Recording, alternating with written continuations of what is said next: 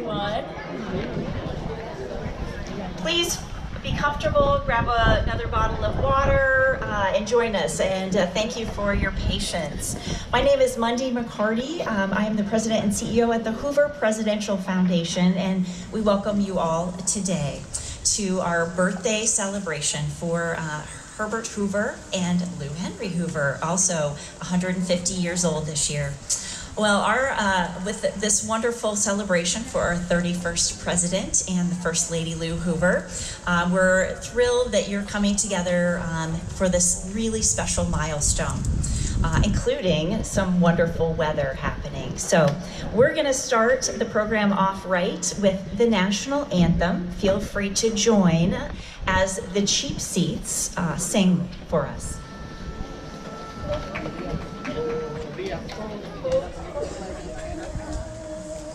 Oh, say can you see by the dawn's early light what so proudly we hailed at the twilight's last gleaming, whose bright stripes and bright stars through the perilous fight o'er the ramparts we watched were so gallantly streaming.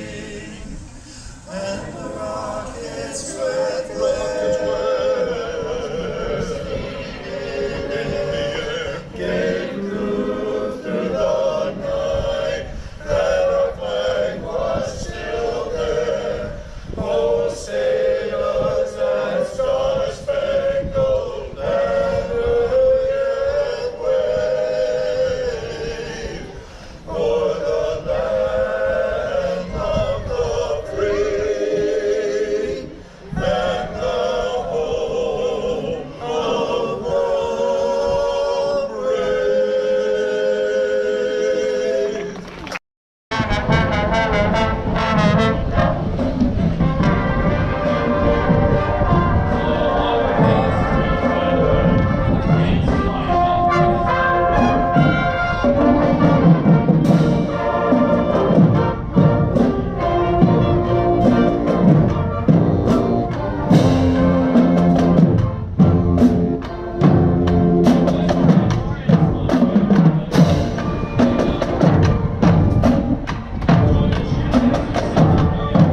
Well, a presidential life celebration really gives us an opportunity to reflect on the life and legacy of someone who has served this country in arguably the highest public office of service. Herbert Hoover had considerable achievements, though beyond his presidency, and we appreciate those as well. And as a noble humanitarian, the tasks that he selfishly undertook really outshine his time, even in the Oval Office. He saved millions from starvation, engaged in charitable work that benefited the boys and girls of our country, many of them underprivileged. His uncommon life of benevolent leadership is really why we're gathered here today, to honor him. In your biography, some of this was covered, but just talk about how you're related to Herbert Hoover and how you were made first aware that you were related to a president. So Leslie, you want to start? Sure. Can you hear me okay? Well, I'm a great-granddaughter of Lou Henry and Herbert Hoover. I came to the realization of being somewhat important because of great-granddad when I was much older. When I was younger, we didn't really talk about it. I guess it was just an assumption. But I really became involved with his life, and especially Lou Henry's, when I was actually a young adult. I became aware of who he was, not from my own family telling me, but my experiences of other people telling me that's who he was. So, yeah. Good. Margaret? It's a shame Alan isn't here, because Alan has the best story. I'm going to give Alan's story, because my story is his. Alan has the best story for how he discovered that he was Herbert Hoover's great-grandson. And it's our grand. So Leslie and I are cousins. Herbert Hoover had 2 sons. I'm a great-granddaughter. She's a great-granddaughter. Herbert Hoover had 2 sons. Herbert Hoover Jr., who is her grandfather, and Alan Hoover, who is my grandfather. So our grandfathers were brothers. Each of the sons had 3 children. I'm waiting for Leslie will tell me if I'm wrong. My grandfather took my cousin Alan to the Waldorf Astoria, which was the place, if you've been through the library here, it was the, it housed the residence of the 31st president and his post-presidency for 31 years. So this is where Herbert Hoover lived. And outside, until this day almost, there's a plaque on the outside of the Waldorf Astoria where the residences are, because it's, of course, it's a hotel, but it's also, there are permanent residences there. For the longest time, the UN ambassador to the United Nations, the American ambassador to the United Nations also resided at the Waldorf Astoria. General MacArthur also resided on the 32nd floor of the Waldorf Astoria, taught my dad how to play with soldiers, told him how to make a flank properly. But our grandfather took him there and showed him the plaque and said that there's a President Herbert Hoover resided here from I guess it was roughly 32, 33, 34, 30, until 64. So it was, and then there's a picture of him being snapped as he's going. Because apparently he's saying, well, that's your grandfather, that's your great-grandfather. And he had no idea that he was related to a president. Got to get it if you ever can. If it's not something you dream, you can do it.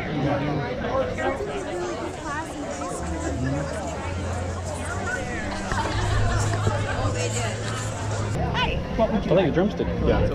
Oh, I got. You want more than one? Sure. It's 2-second rule, right? Yeah, Thank you. yeah. Because we have vegetarian. Would you like some back there? No, you just don't care about it. You need one. For you, some I'll just balance it right there. That's okay, I have. It's like you're in More the shoes? Madam First Lady. Enjoy the party. Thank you. I'm trying to. Go stand in front of them. Nice. So this recipe for the cake was from his 80th birthday, which is in this picture. Cool. So, we've kind of dealt with some of the negative aspects that you've experienced, but what aspects of the Hoover story do you find the most interesting and inspiring? You probably want a single thing, don't you? No. Well, when I actually met great-granddad twice in my life. When we moved over to Europe, I was almost 3, and we stopped in New York. And the overriding thing I remember was looking out the window from the 31st floor and going, wow, that's really a long way away. Great-granddad, I don't have a lot of memories of him on that trip. But when we came back, I remember him much more. He gave both of my brothers a copy of De Re Metallica. They were 11 and 9, so whatever. But I was much younger. He didn't give you one? Well, I got something better. I was young enough, and what he gave me, I still have today and treasure, is a little plexiglass box that on the lid is embedded little starfish and sand and something really cool. And I was like, oh, that's really great. So I've had it all my life. And then when my dad died in 2010, going through his office and his file cabinets, I found this lighter in the bottom of one of the drawers. And I pick it up, it's like, oh look, it's the same motif as my box. Oh. So in all reality, great-granddad had given me a cigarette box. And I thought, well that was so cute. I'm sure he just probably looked at his desk and went, okay, well, oh, this. It's okay, I don't mind. I treasure that little box, but I love the fact that it was a cigarette box.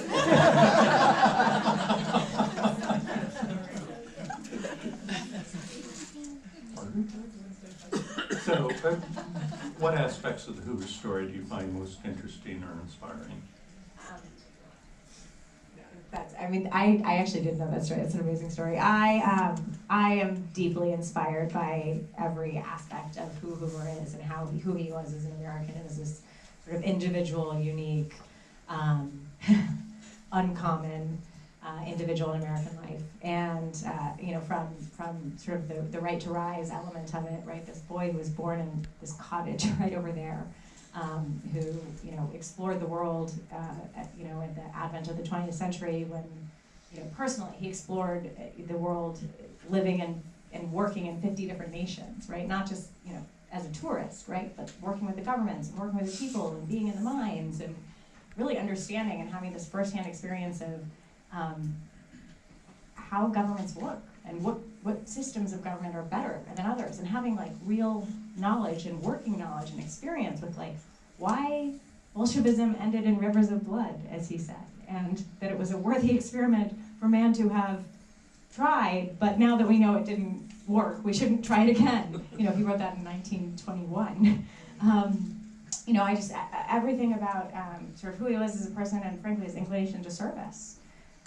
And by the way, Lou too. I mean, Leslie has really brought Lou forward, and we are beginning to talk about Lou as much as she deserves to be talked about, partly because of you. And she was extraordinary. I mean, they had the model sort of, you know, forget sort of second wave feminism. I mean, they really pioneered a new model of a partnership. Last we were here, Yes. we were talking about home movies. Yes. And they're not out, so Yes. tell me what we can do instead. Okay. So instead, next week, next Friday will be the Ask an Archivist with the home movies. But instead of that, if you go to either the Hoover Foundation's Facebook page or our Facebook page, the Presidential Library and Museum Facebook page, they will have links to some movies that were created by some of the campers in anticipation of the 150th birthday. So what they did is that they learned about Hoover history, both in the museum and the park. They storyboarded, they wrote their scripts, they acted, they edited, they did the whole thing, and it's all their concept about what they learned and what they were interested in, and they created their own little Hoover movies. Cool. Yeah, it's so cute. Sure, let's bring it up.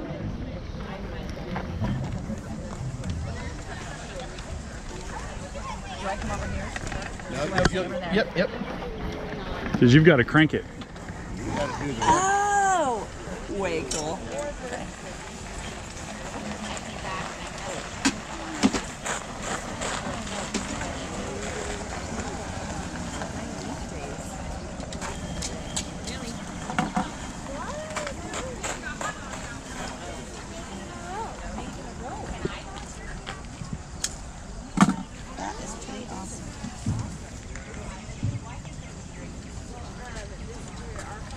Right.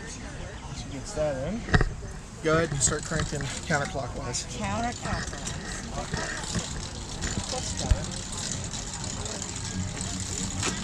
So you explain to us what she's doing?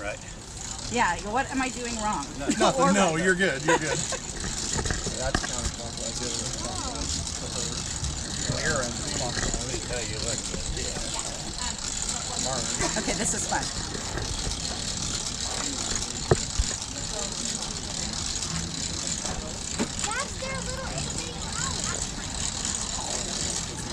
You should look down there, Derek, because it's looking awesome. When it's getting harder. Just there you go. Okay. Yep, you're good. Okay. So do I need to like stay at a consistent speed, or is how is Good. it? Yep, just how you're doing, it's good. And voila.